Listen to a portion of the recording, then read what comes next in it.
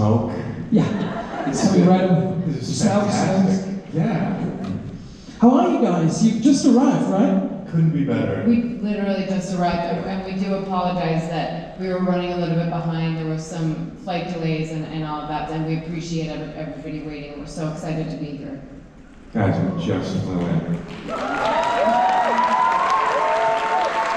You know when you first fly into another country, you're kind of like, what is it? What is happening? Where am I? What time is it? Imagine that and then have a gust of smoke. It adds to the disorientation, but it is thrilling to be here. Thanks for being here. Welcome to MagicCon. Welcome to the MagicCon family. Did you hear anything about MagicCon before? Okay, no. Did you? You want to answer?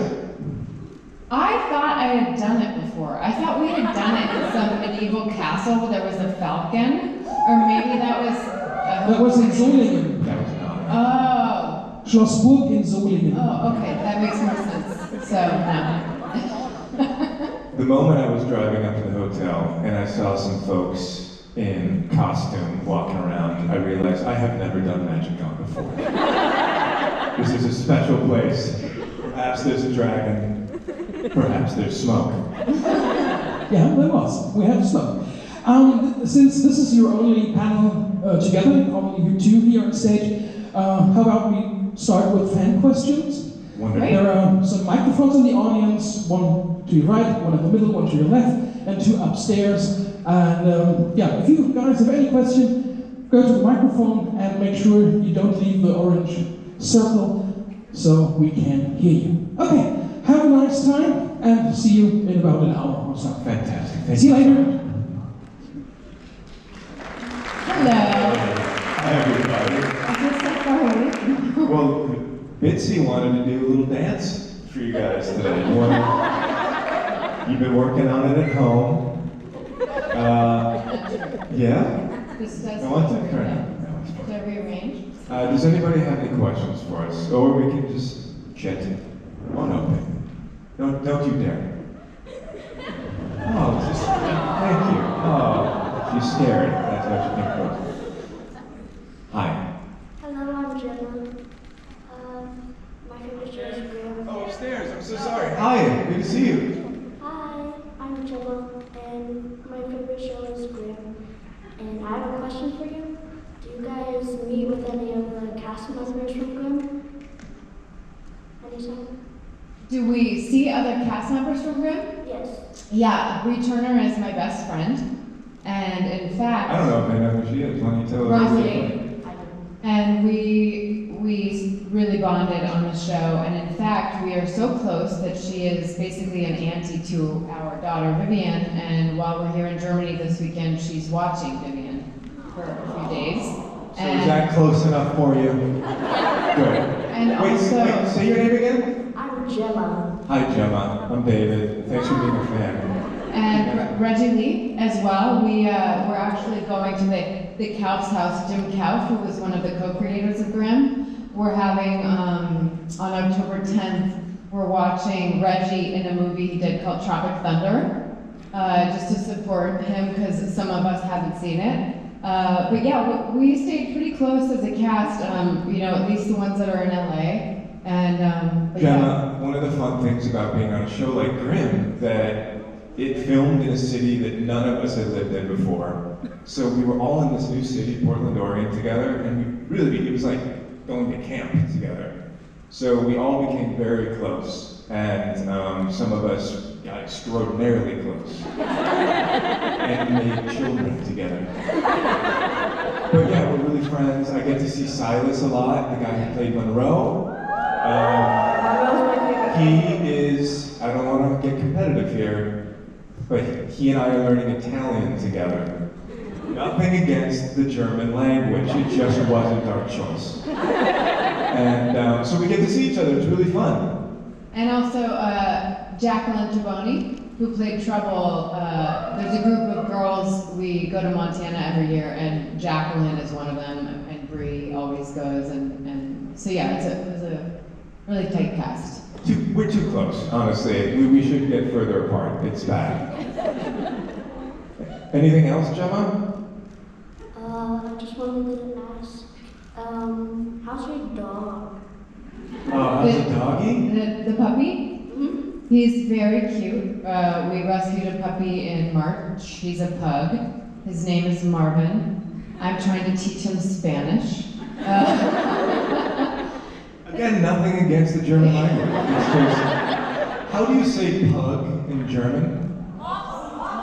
Mops? Oh, that's so cute. M-O-P-S? Mops. That's what we should have named him. Brilliant. Mops? Mops. That would have been perfect. That's such a cute name. Like Pug's a cute name. Mops is a cuter How do you say name. pug? How do you say pug in Spanish? I actually don't know. I only know 2 German words: Schmetterling and Funzig.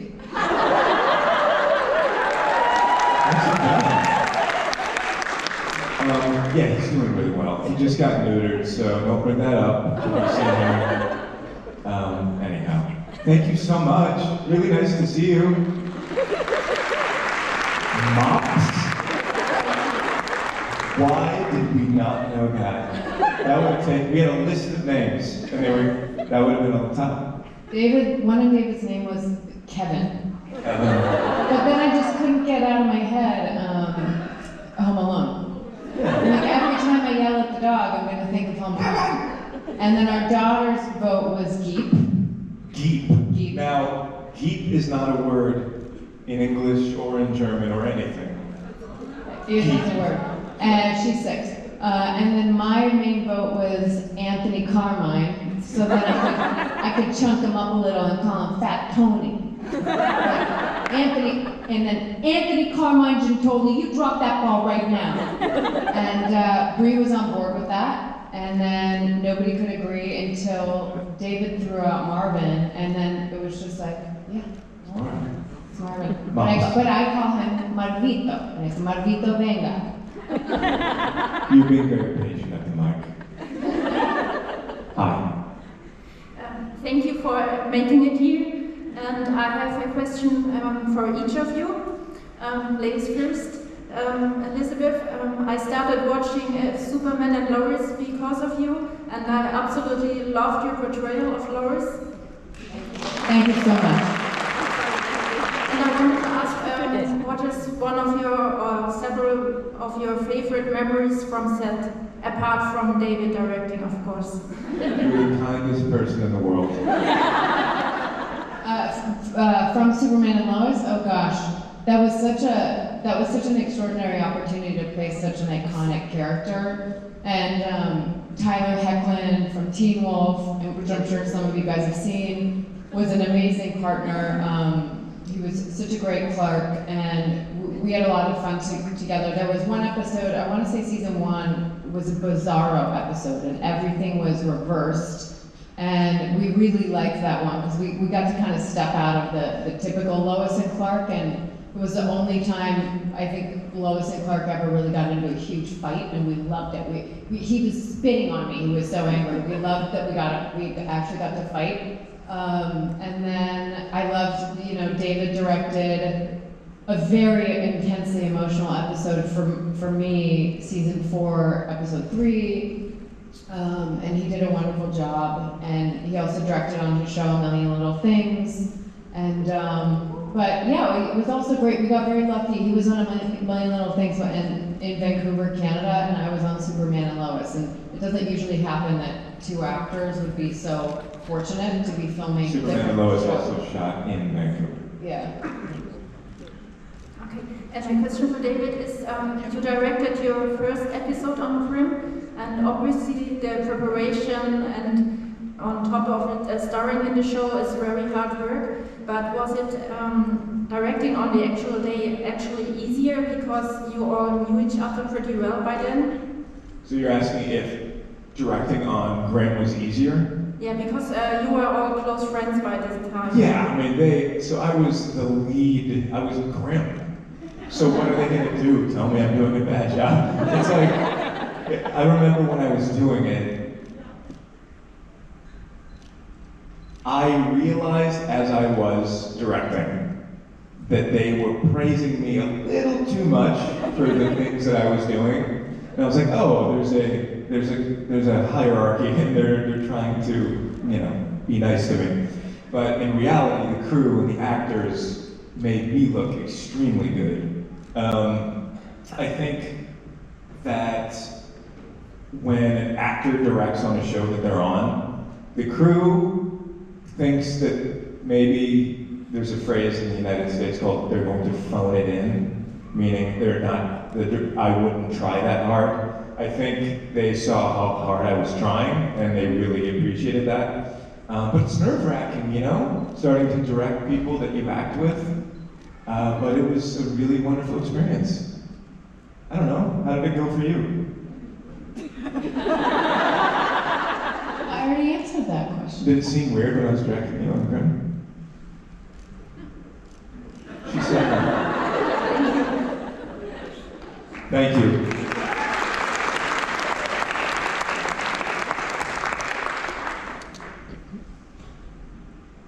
Let's get a little spotlight going somewhere.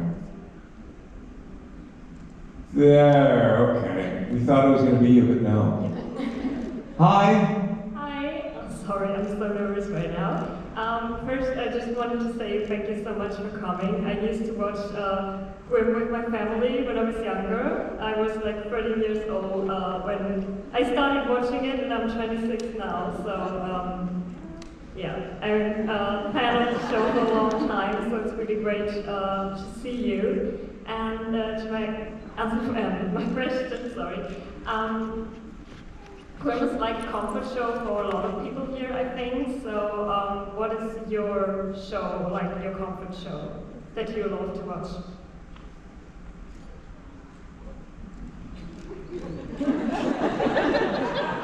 Well, are you asking what other shows we like to watch?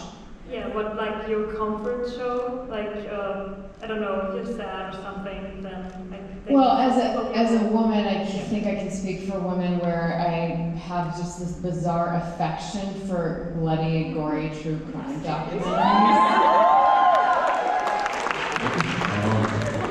It's what I go to sleep to at night. It makes me sleepy. My wife is like, I can't sleep again for some reason. Do you think it's what you consume right before you go to bed as you drift off? The worst crimes?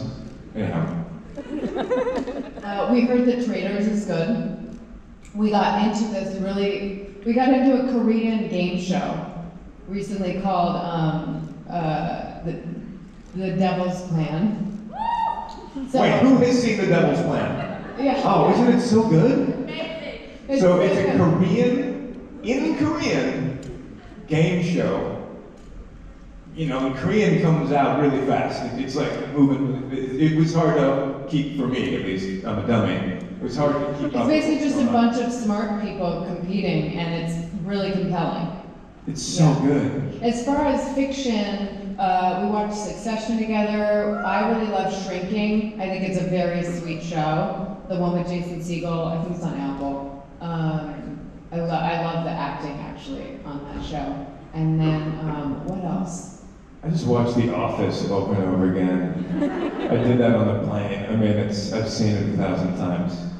But it's like a sedative.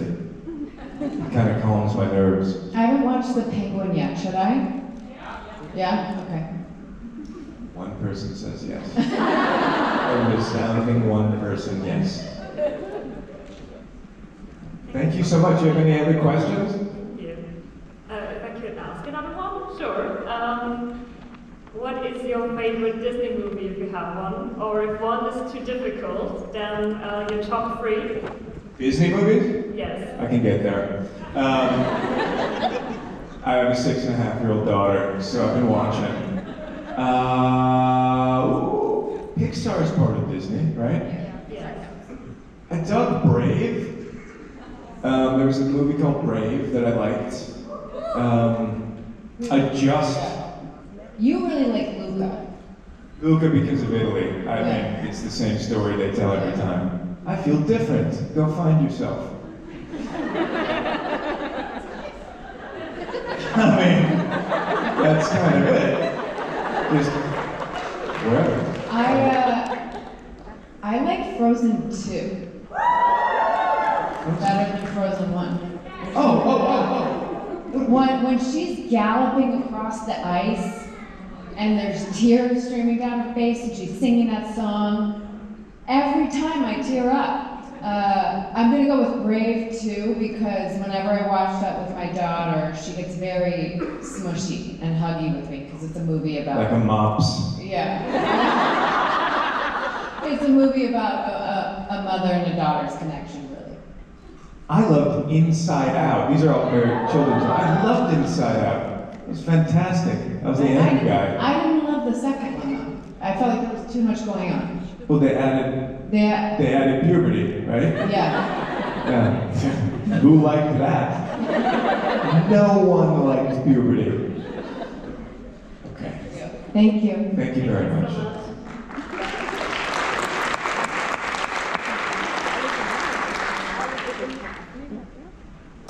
There was someone over there. Oh, here we are. Everybody's waiting for that light to decide what's going to happen for us. They don't know. Oh, the mic is active. I'm here. Hi, how you doing? There we go. The light picks up. Great. First of all, as well, The Penguin as Shrinking are great shows, so everybody watch it. It's fantastic. Done. And coming back to Grimm, were you aware that most of the German parts or words or names were actually made up? They were not real German words, or they took two German words and combined it in a way nobody has ever heard before? We both want to answer this. It didn't take long for us to be like, we're doing something else here. This isn't German. And of course, Silas, who played Monroe, would research that stuff. He's like, man, we're doing it wrong, you know? So, No, what I was going to say is, it took probably one episode, because I was very active on, this is sort of the height of Twitter when Grimm came out, and we were live tweeting on Friday nights whenever we could. And it probably took one episode for a real German person to say, you're doing it wrong. and then we knew right away. And that is not how it's pronounced, and that's not a real word. So it did not take long. And what is your name, sir? Chris. Chris. So we had, God love her, we had a dialect coach. Sorry. And she really took her job seriously.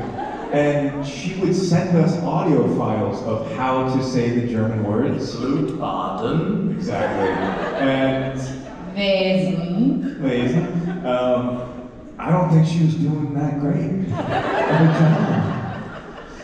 But no, it was, we Americans do what we do. And I apologize to all of you that we butchered those words. Yeah, not only the words in the later seasons. A lot of other things too.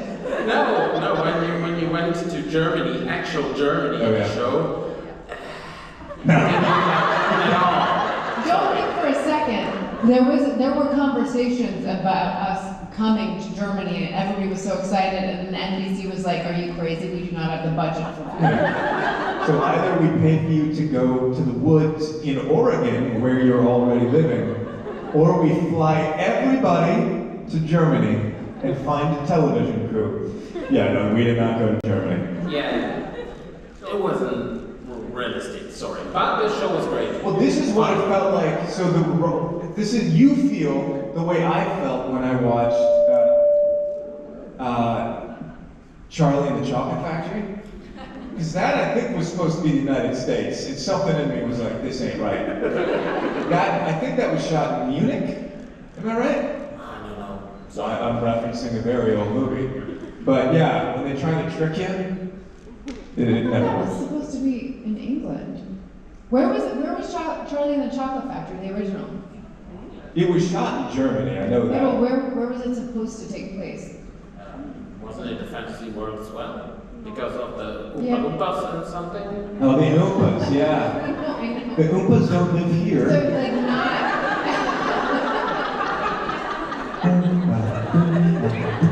Just get you up here to help. Okay, we lost you. Okay, great. Oh. Yeah, you're right. It's a magical world. All right. Thank you. Thank you very much, sir. Hazed up here, Howard. I love it. Hello there. Hi, I have one question for each of you. And I have to ask Bitsie first. It's about Superman and Lois. And since not everything was on TV yet in German, I only could watch it in English on Amazon. If someone doesn't want spoilers, please don't listen. I wanted to ask of the cancer storyline that met very much with me, because my mom is now in her 5th year of remission, and I thought it was very well played, even for the short episodes it was in. And I wanted to ask, did you do special research for that? How went that thing? Yeah, so for people who haven't seen Superman and Lois, the main arc for season 3 of the show was that Lois had a very, very aggressive form of breast cancer. And when the producers, it was very collaborative, especially with me and Tyler as the leads of the show, and they called and they said, we have an idea where Superman who can heal anything, who can cure anything, who can save anyone, where he can't fix this, which was compelling. And he can't, save the love of his life. And they called and they said, do you want to do it? And I said, it makes me a little nervous doing something that heavy on a superhero show. But the reality is, it really was more of a family drama when you look at it as a whole than a superhero show. And I was intimidated. I actually said I wanted to shave my head. And they said, Warner Brothers is not going to go for that. And I said, well, I don't want this to be pretty then. This can't be a pretty kind of TV breast cancer storyline, and if that's what your idea is, then I don't want to do it.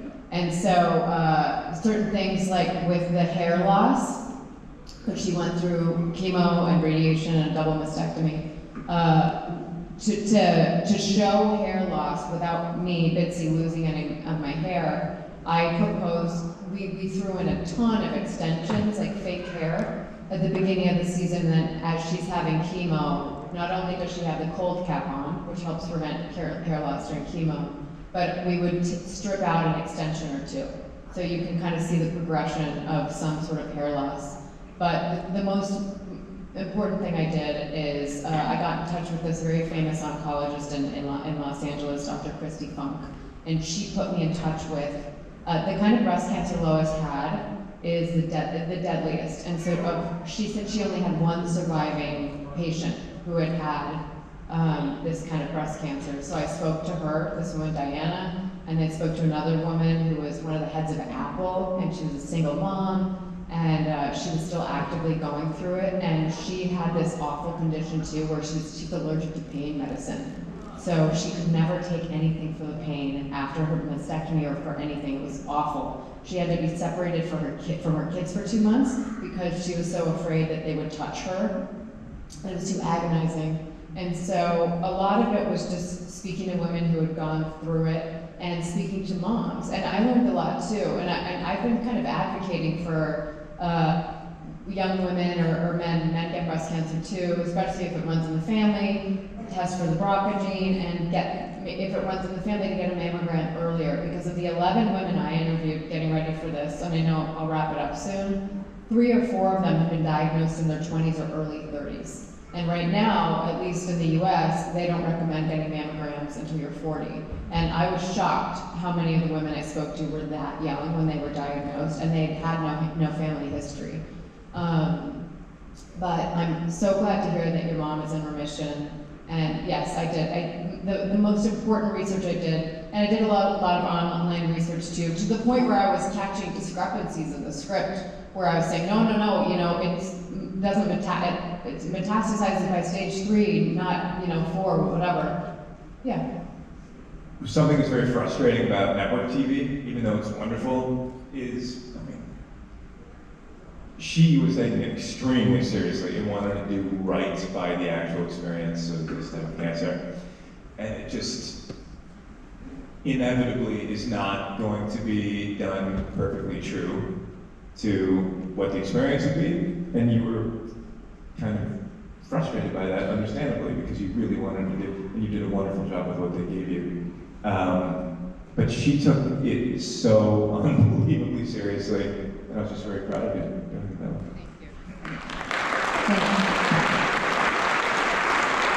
And one of the things about your mother. Yeah, now the second question, the lighter one. David, when I saw you at the end of Superman, I seriously, I floated up from my sofa because I was laughing so much. That's a girl. That's the right response. How did that exactly happen that you played the older version of one of the twins? So I had directed an episode earlier in the season, and the creator of the show is kind of neighbors with us, and just became, he's a friend of mine now, and he just kind of pitched it to me. He's like, you won't do this, will you? I'm like, yes, I will. So for those of you who have not seen, at the very end... No, don't give it away. Just say, at some point in the show, there's a flash forward, and he plays one of my sons. So that was very awkward for me. I played my wife's son on television. That was my thought of why I cracked up laughing so much. It's ridiculous. Laughing on set that day, it was very awkward. I didn't even have any lines, but I walk in the scene, I have to walk in and hug her, and I whispered into her ear, I go, hi, Mommy. And I said, no. We haven't slept in the same bedroom since. Thank you. Thank you.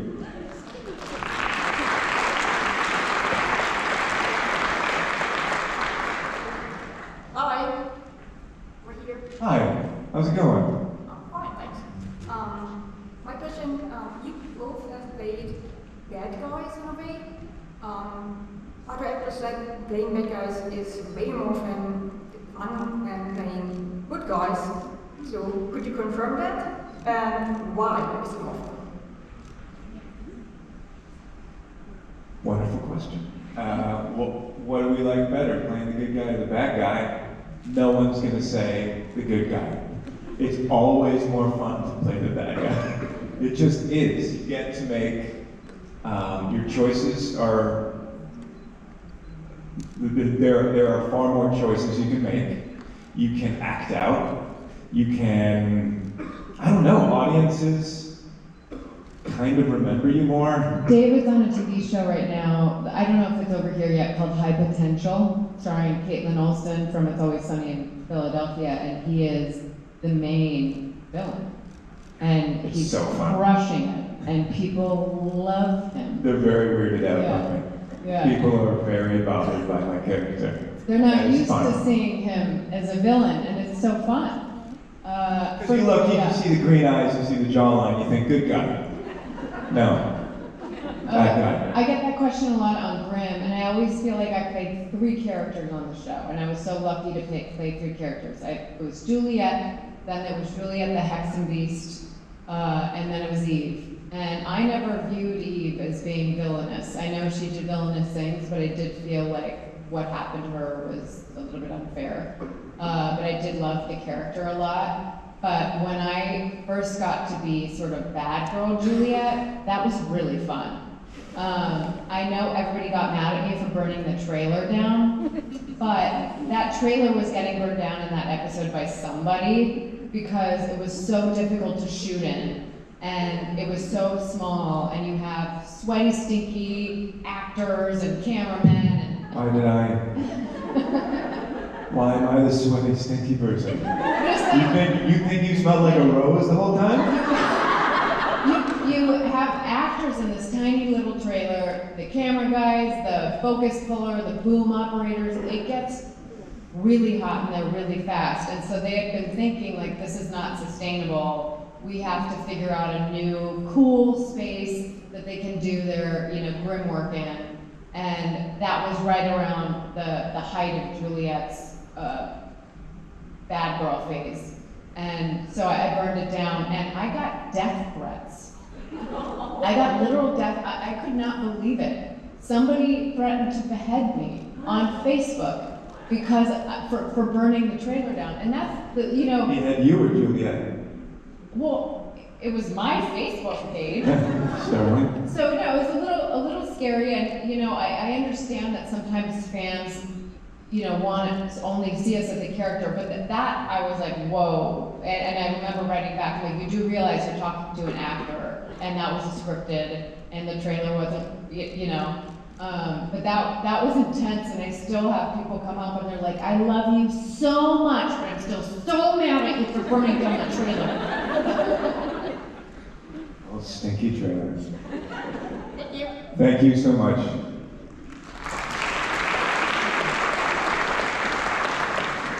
Hi there. Hi, one last question. Do you still hang out with Bud from Grimm? Bud? Oh my gosh, how great is Bud? We haven't seen him, but we love Danny I Bruno. just texted with him. Yeah. Yeah. So Bud, the guy, his name is Danny Bruno. He was an actor from Portland, Oregon. And everybody moved up to Portland to shoot it. He was already living there. He was supposed to be in one episode, and then he crushed it. We called him Butt Crack Bud, because I'm shooting a scene with him, and he's fixing the refrigerator, and he was so good and so charming. And also, I don't recall there being a Vesson on the show by that point that was lovable and that wasn't scary. And I remember calling either Norberto, our main director, or the producers, Jim and David, and I was like, hey guys, there's this actor. Were you in that scene too, that first year? I was the lead of the show. I didn't know if you were in this. I was in every scene. But we were like, this guy is awesome, bring him back as much as possible. And then he ended up being, one of the primary recurring characters on the show, and quite beloved. He moved to LA for a little while, and we would hang out with him. Then he moved back to Portland. We just text back and forth. I don't get to see him enough, but my gosh, he is the best. And I presumably you liked his character, right? Yes. I will be sure to let him know. I also like him on Roses. He's one of my favorites.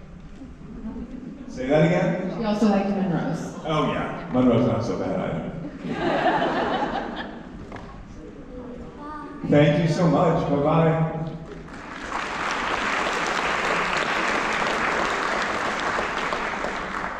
Hi, my question would be, which versions of the fairy tales do you prefer, the original ones or the modern, public, well-beloved versions of the Grimm fairy tales?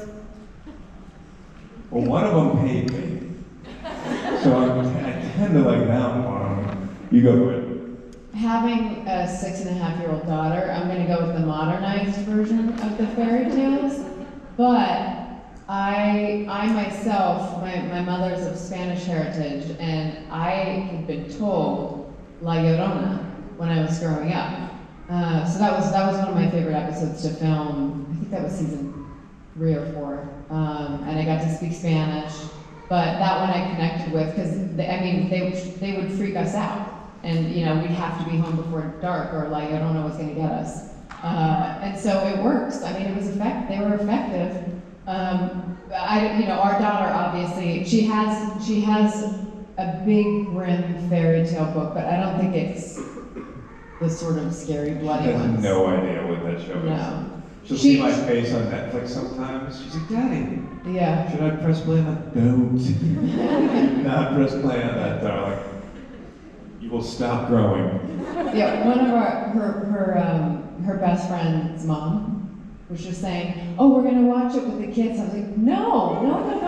They're 5 and 6. No, you don't understand. Like 8 earliest, and even that, maybe not." I liked how dark it went on Grimm. I really loved. Sometimes I would truly get creeped out by the actors who were in full prosthetic makeup.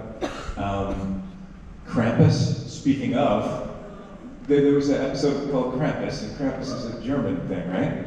Austria. Okay. My apologies. I never learned anything. But my lord, did that actor creep me out. It was really fun. So I prefer the Grimm's, like the way our show did it. Thank you. Yeah, thank you.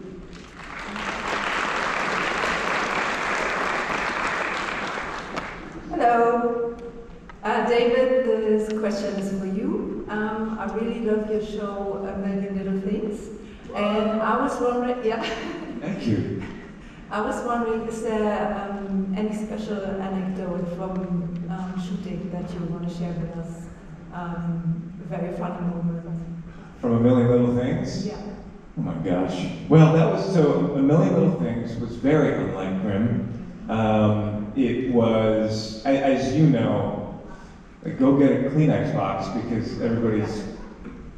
people cry all the time watching that show. So often we would have to be in a sad state of mind, but we still had time for hijinks. What's a funny thing that happened? Oh my gosh. Well, here's one. This isn't that funny, but it is something that happened. I was in a wheelchair for some time in that show, and I had to play basketball from a wheelchair, which I'm not good at basketball, and I'm also not good at being in a wheelchair. So they needed me to hit like a little layup to move on with the scene, and I'm telling you, it took 40 takes for me to do the easiest thing in the world, and my colleagues were having a good time with that. But I don't know, we jumped around all the time backstage, then we had to like lock it in once we were shooting. But thanks for liking that show. That was a fun time. It was fun changing pace from Grimm. Yeah, definitely. Absolutely. Thank you so much. Thank you so much.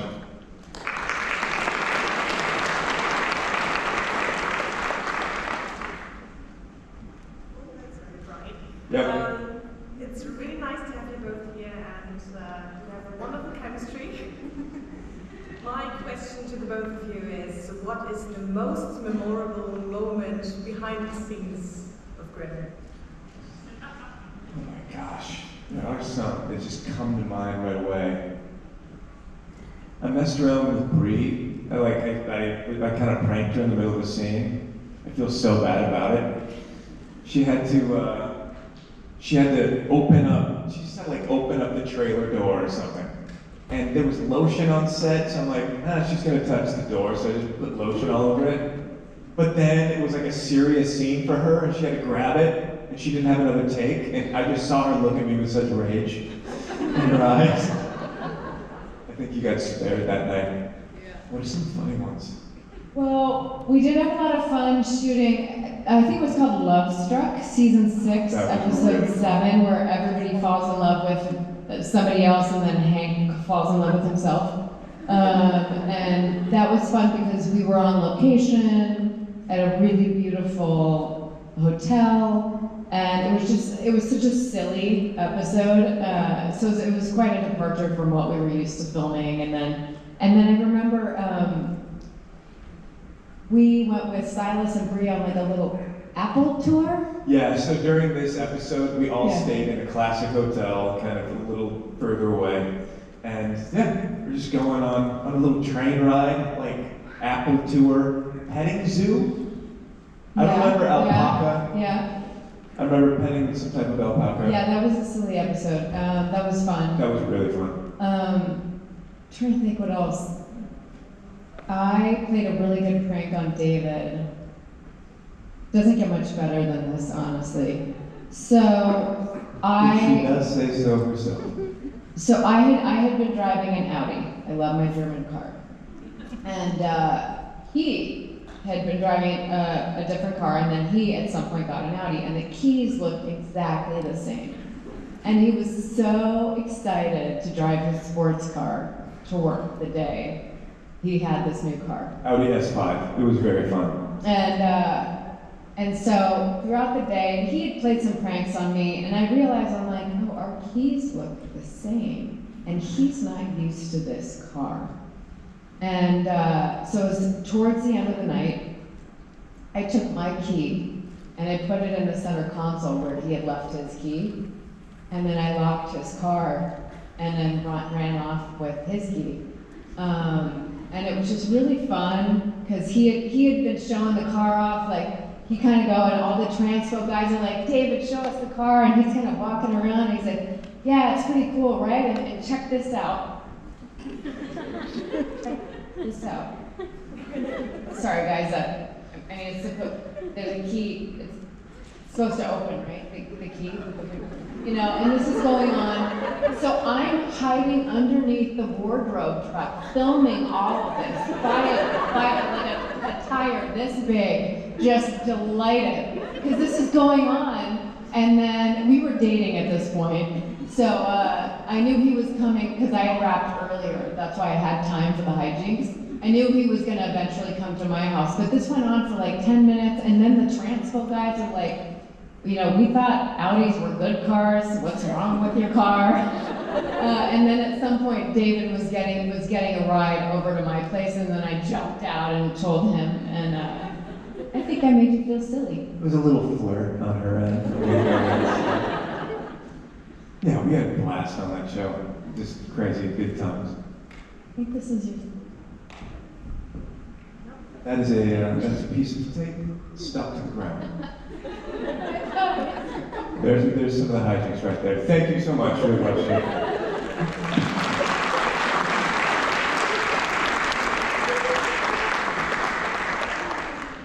Hello.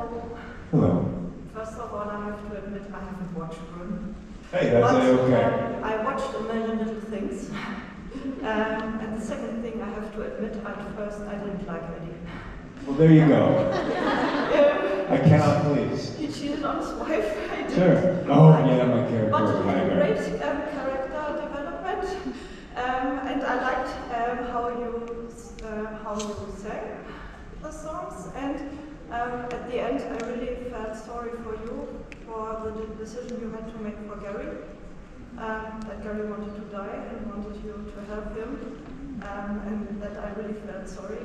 I had to watch my mother die of cancer, and I know how hard this is to do nothing but watch. And she always said to me, if I was an animal, somebody would save me, somebody would finish this, but so nobody helps me, and I have to suffer all the time, and that was very difficult to watch. It was 20 years ago, so I can talk about it, but it was a very difficult time. I'm so sorry to hear that. The last thing, it's not a question. If you talk with Silas, tell him I'm very sorry he didn't come here. I loved him in Prison Break, and he was very great. And he was here some years ago, and we had a great conversation about football. And I wanted to finish it, but he didn't come back. So if you talk to him, say hi. I will talk to him, and I will say hi. Thank you for coming. Oh, thank you so much.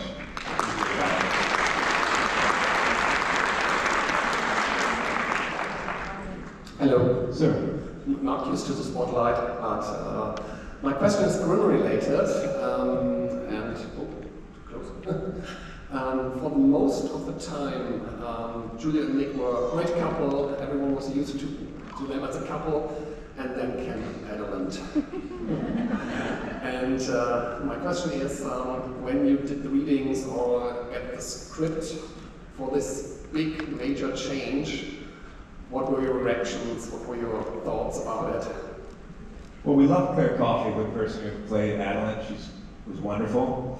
It felt weird when I read that script. It just felt like, what are we doing? But, you know, sometimes they like to just shake the snow globe and see what happens, you know what I mean? What did you think?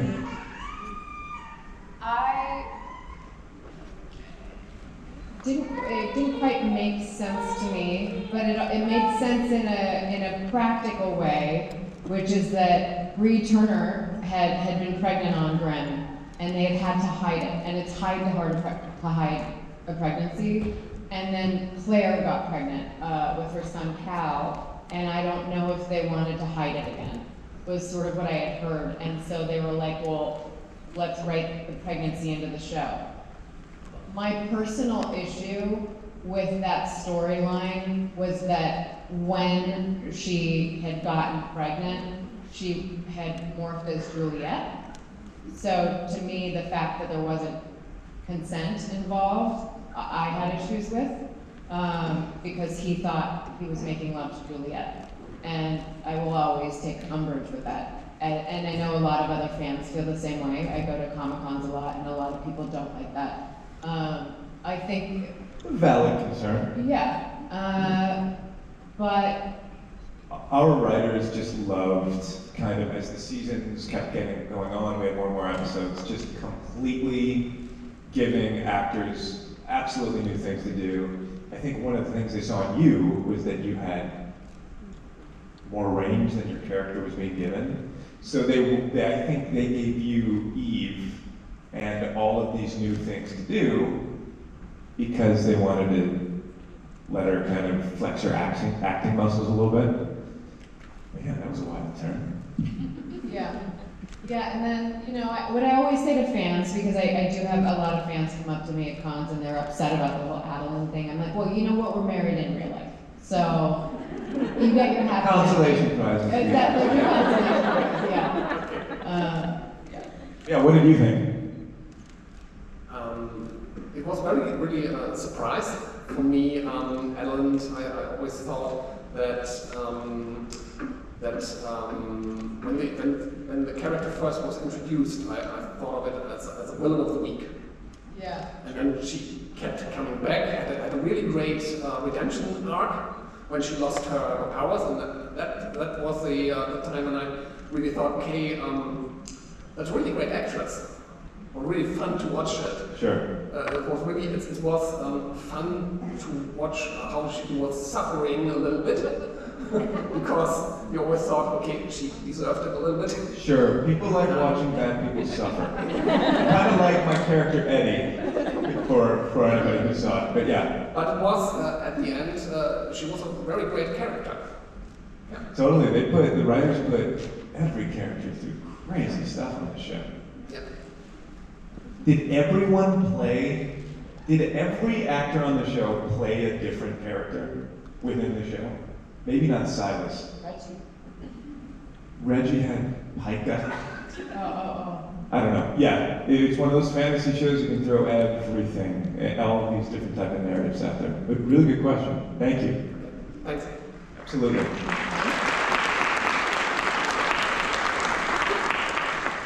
Thank you. I don't know. I think so. Oh. Hello. Just a little request from the tech guys. Please hold your mics upright. Thanks. Oh. Thank you, tech guys. Hello. Hi, welcome. My family and my friends beloved the series Grimm, absolutely. I don't know how often we look at it in the TV, so thank you very much for that.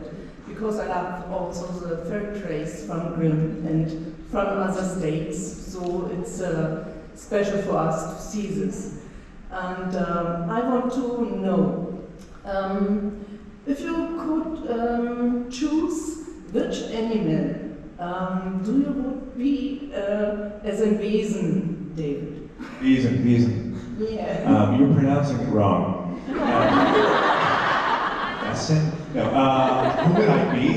First of all, thank you, and I'm glad that you enjoyed the show and your friends and family. Oh man, this is not either the blue button. How do I pronounce that in real life? I don't know. Okay. I would either be just the original blue button. I love. I mean, he's the guy, right? Or there was one character, one episode. I don't even remember what he did, but I know that he played a blobfish, and I want to be that character because we're a show where animals and creatures are doing extraordinary things, and then in the midst of that, there's just a blobfish who doesn't do anything. So maybe him. Just get all jowly and... Yeah. What about you, baby? And Bitsie, you're Hexenbiest in German, is it? But it's not Maybe a anymore Movidant. Hmm? The saber-toothed tiger. The saber-tooth. Movidant. Movidant. I don't know. It's 2012. Yes. So I know with, if I walk through the city, so I look in the eyes and in the faces from the people. And sometimes so I see the bird or the mouse, and so I get like from this series, so it's very, very funny. 100%. And let me say this. Sometimes as an actor, during an episode, we would sit backstage in the green room, and I wouldn't have been introduced to the people who came in just for the episode. But sometimes I would look at a person and I'm like, oh, I know what they're playing. He's playing the blobfish, for sure. You know, sometimes it was really well cast. Thank you very much. Thank you so much.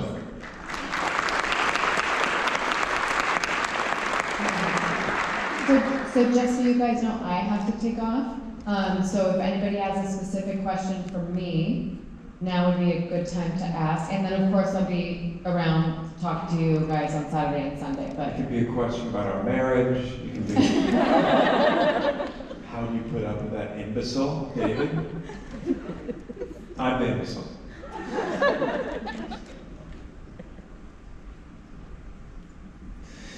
There's not a lot of... Well, I can see when they put the spotlight on a person, but this usually means that no one's asking a question. And all right. earn time. Okay. So look, I'm off then. go eat food. I will see you in a little while. See you in a little while. Yes. Peace Bye. out. I'll see you guys in a bit at the opening ceremony and then Saturday and Sunday. I'm so happy to be here. Yeah, for Elizabeth Bitsie Tulloch.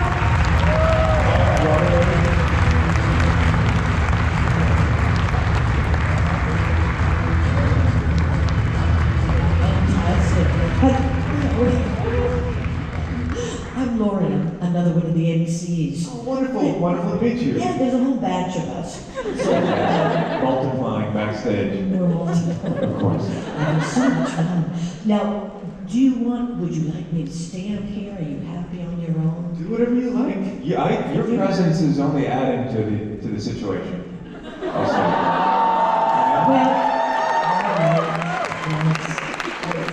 Because I have to say, I try and do my research, and I have to finish season 5. It's 5 seasons, right? You talking about Grimm? Yeah. I think 6. Okay. Huge success. I got to, I'm at the beginning of 5, but I just went and I just started watching. I couldn't stop. Wow, well that's great of you to do that research. Oh, look at this. Oh, she's jealous. This is just friendship, babe. We just met. She said, do I have the room key? Now I won't have the room key, so that'll be fine. Have fun. Are you gonna be up there? We'll figure something out. Yeah. We have phones, you know, these things. Just make sure you let him in. Yeah, exactly. Yeah, when they're not. So, gosh, well, here we are. I'll get in one quick question. Absolutely. It was such an epic series because as I knew time was running out and I was going to get on an airplane and come here, I sort of started doing advanced watching and it was just got crazier and crazier. Was there anything that you thought when it finished, were you pleased with where your character was? The detective, did you feel like, yes, that's a good ending for him? Well, I think Nick was in a show like Grimm, where things are going off the walls and there's, world rules to the universe that do not apply to our universe. I think there has to be a character who's sort of the anchor. And as an actor, sometimes I would get to see all of the fun things the other characters could do, and I would get a little jealous. But narratively speaking for the show, I think I'm happy with who he was and where he ended up. And yeah, he was walking the line, trying to hold it all together. I do feel like our last season was a little rushed, but they either pull the plug and you don't get to write a short season, or you wrap it up and you wrap it up. Yeah. Because you seem to, I sort of, every now and again, I wanted you to break loose a little, because you looked like you could have been like way more hilarious, but clearly as a detective you had to walk that line. We got a note one time from the network and from the writers. I think it was like smiling in a scene. They're like, no, this is called Grimm. We don't want it to like, all right. Because there was times of like, oh, that's hilarious. Exactly. And it was really tiny and small. Correct. And it was kind of like, oh, it was nice that there was like more, but they obviously didn't want it. They didn't like it, they didn't want it. Yeah. Those senses of humor. So I'm breaking in and stealing. No, do, please. Questions. Is there a spotlight? Hi. Hi again. I want to ask, I always thought Grimm was kind of a roller coaster. They threw me for several loops where I was like, what the hell is happening now? You and me both. Yeah, and I wanted to ask, what was for you the most surprising thing? Because I remember somewhere in the middle, I was like, did I miss some episodes? What the hell? But I didn't miss anything. No, just a giant leap taken by the writers. So were there storylines where I was like, what is happening? When they turned me into a zombie, perhaps? That was one. I'm like, what is going on? It was fun. I'll tell you what wasn't fun. When I was zombie Nick, they put in contacts. I don't wear contacts. I have wonderful vision. I don't need anything. They put in contacts in my eyes that were like this big, wrapped that like covered the entire eye. That was unpleasant. What else? Hank falling in love with himself, season 6. That was fun. There were just so many. There were so many off the wall. Jack the Ripper. When the captain played Jack the Ripper, had to have a Cockney accent. What was going on there? No one knows. But yeah, that was sort of the fun of Grimm too. What was something that struck you as what out of left field? The story with the baby when what's her name? Adelaide, I think was. Adelaide? Yeah, thank you. Long time ago. Yeah, when she was out of country and then kind of prisoner from those other people. And I vaguely remember that. Yeah, but it was really, I was like, did I miss an episode? So wait, she was out of the country in a prison? No, but those people wanted to use her and kind of did hold her in a room for quite some time, right? When I remember it right. And that storyline was something where I was like, how did that happen? Did I miss a couple scenes? And I needed some time to get into it. I mean, in the end, everything made sense. Sure. Well, can we talk about the royals, perhaps? Yeah, that. And did they tell you in advance, or was it a surprise for you as much as for us viewers? There wasn't a lot of time for conversation. It was, when you're making a show of 22 episodes, like the train leaves the station and you are the writers are trying to keep it moving, the actors are trying to keep it moving and trying to stay sane and make good choices. There wasn't space or time for, hey, what do you guys think if, you get a script and we would just do it, And then if it was a storyline that I was not involved in, sometimes I wouldn't even know it was happening until I saw the show. Like, oh, wow, that's what you were doing that day. So yes, there were some surprises. So it was more like we trust the process for you. Oh yeah. I was a cog in a wheel. Is that right? Yeah. That's exactly. I had my lane and I stuck to it. Thank you. Thank you.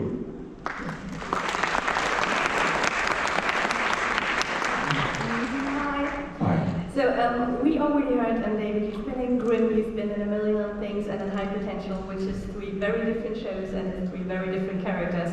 We already heard that the characters, I think most actors actually play best are the bad characters. But what's the kind of character that you haven't played yet that you really like to play? Oh, that's a great question. Thank you for the compliment that was embedded in that question. Nicely done.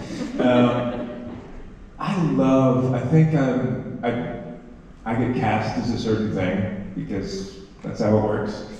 Yeah, I would love more comedy stuff. That would be fun. There was some of it in A Million Little Things, but not a ton. Yeah, I would love some comedy. Get to be zany, have a little laugh. Why not? Yeah. But the villains, man, oh my gosh, this thing I'm playing on High Potential now is such a joy to do. Anyway, thank you very much. We will have to wait another year to see that, unfortunately. But I think we're all looking forward to that. Yeah. Thank you. Thank you. And after episodes, you began to direct some of the episodes on Grimm. I only did one episode of Grimm. I wanted to do many, many more, but they're like, we don't trust this guy to direct. And then I did one, and they said, oh, he did okay, but this show's ending now. So anyway. Hello. Hi. So I know that you have a dog, but my question is, what is your favorite dog breed? Other than Pug? Other than mops? That's the greatest word in the world. Why couldn't I? Favorite dog breed. Okay, so I'm from the Midwest of the United States. Very classic. Like that was, you have your golden retrievers, you have your Labradors, so I love them. Then you move West Coast. It's the world of pugs, it's the world of French bulldogs. Bitsie and I had a French bulldog named Henry, who was the love of our little life. So I love a French bulldog. However, we could probably breed him to be a little healthier, couldn't we? That's probably a smart thing, right? But you only learn that after you, but Frenchies are so cute and so fun, and so aloof. Like, oh, why don't you like me? Oh, I love you even more. Anyhow, what about you? My favorite dog breed is Irish Wolfhound. Oh, those are the big boys, right? Yeah. Oh, that's not a joke. That's the opposite of a French bulldog. Amazing that they are sort of the same thing, right? They all came from the same thing. Do you have an Irish Wolfhound? Yes. Nicely done. Right around here? Yeah. Oh, how safe you must feel at home. I don't at all. Marvin is barely even a doorbell, let alone a guard dog. You know? Anyhow. Thank you. Thank you.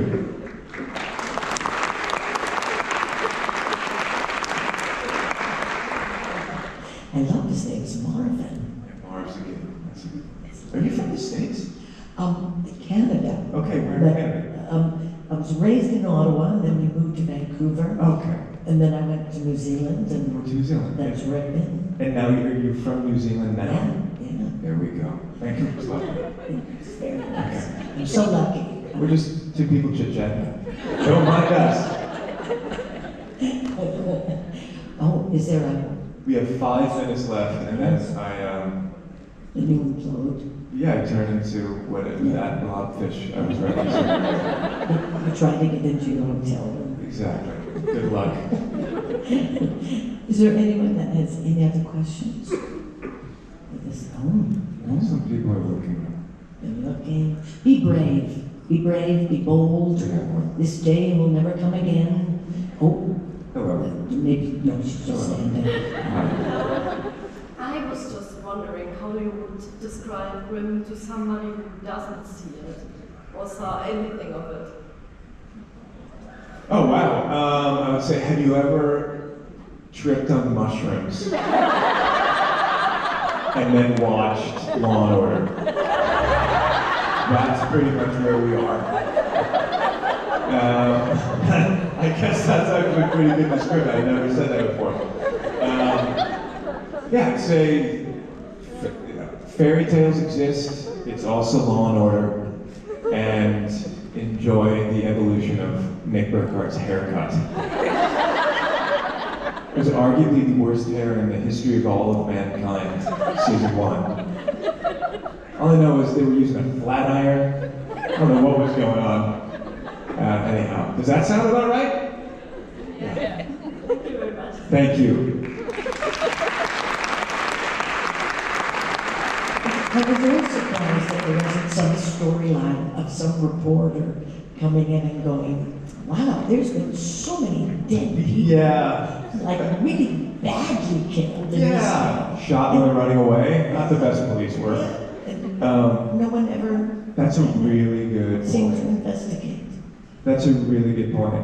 I do think they had a lot of characters who didn't know what was going on. And a little bit wondering, so maybe like Sergeant Wu took that place, like what's going on here? But that's a very good call. That would have been a nice part. 100%. Hi. Hello again. So I started watching Buddy Movie recently, or kind of today, as I prepared for the con. I haven't finished it yet, but I was like wondering, well, how was shooting like with a close friend of yours and writing it together, I guess? I can't quite hear. Did you get that? Like the No, it's hard. Say it again. Body Moon, like the movie. Oh, Body Moon. Yes. How was that shooting it? Yes. Honeycomb? Isn't that a word, Buddy Moon? Honey buddies? How would you say Buddy Moon in German? Is Honeycomb a thing? What does that translate to?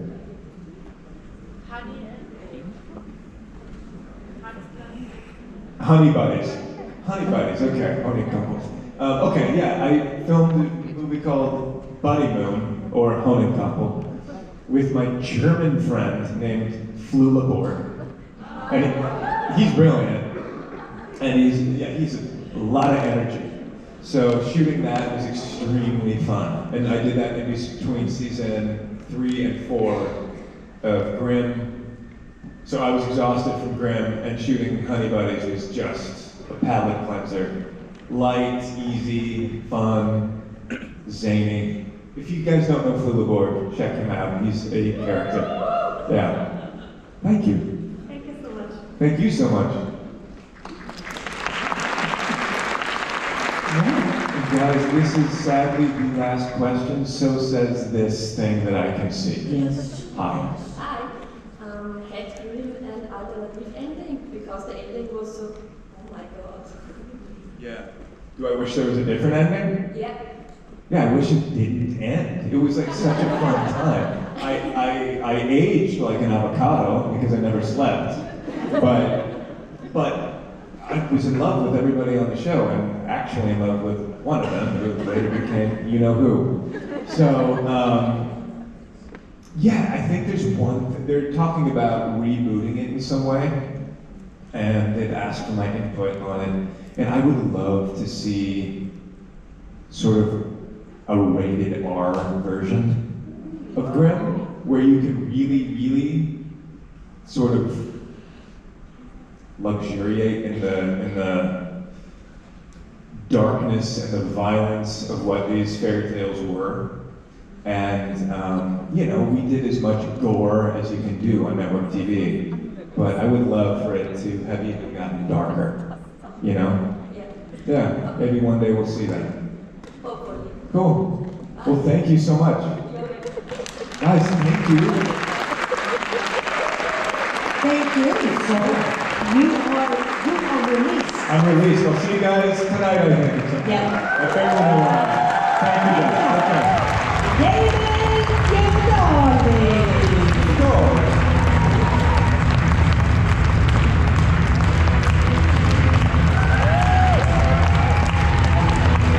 We got